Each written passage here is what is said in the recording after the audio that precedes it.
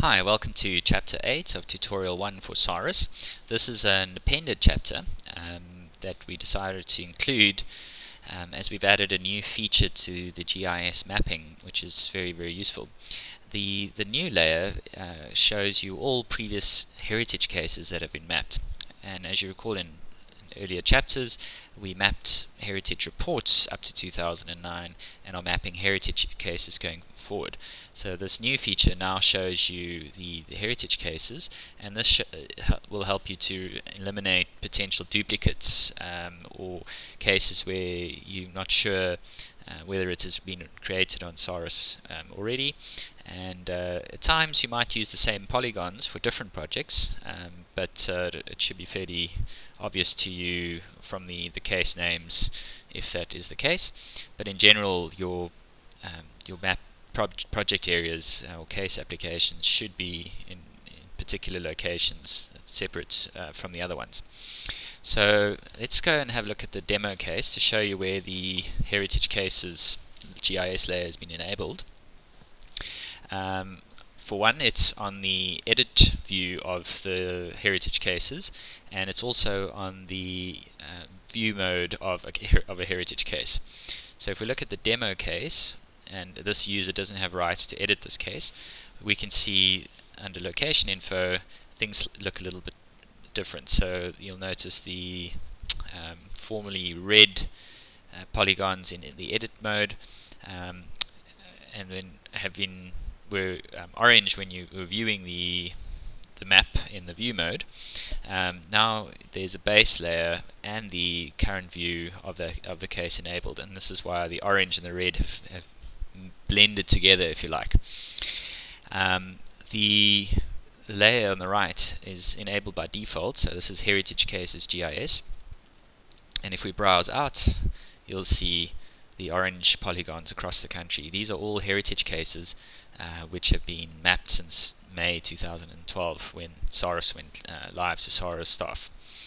So your current case still works, so the map still zooms into the current node, so you can ignore the other ones initially, and this map view, because you aren't editing any content besides as I say, the edit tools are suppressed, if you like. This means you can click on the other polygons.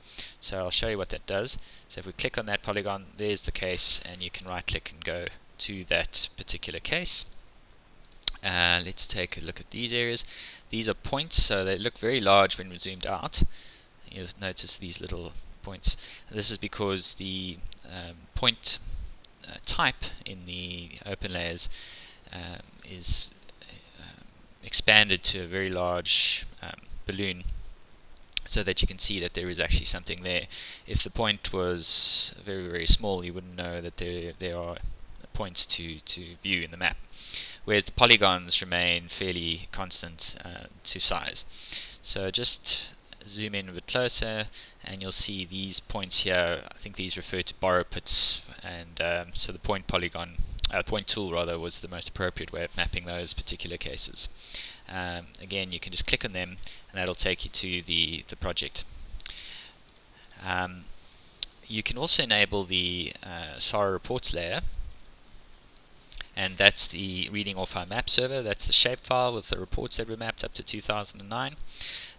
So in combination, if you're doing any research into previous reports or finding what was done, the current one in the orange polygons and the red layer are the two layers I would use to find not only whether I'm mapping a new case, but also finding previous assessments in the area that I'm interested in. If we go to the edit view or create view of cases, that applies to both, you'll see there's a slight difference. If we go to create, the polygons are available again, but they're not clickable. So if we try and zoom in on those two, for instance, if I click on these, nothing happens. The reason for this is that the editing tools have been enabled in this preset, this map preset. So that blocks you from being able to inquire on particular features on the map layer. That's not a problem. If you're mapping, the reason we've included this layer in the create layer is to allow you to see whether you're mapping over something else that's been done before. And all you do is save the node and then view it in the view mode as you would over here, and then you can see what it is that you're mapping over. And that should be able to eliminate most of the potential duplicates out there.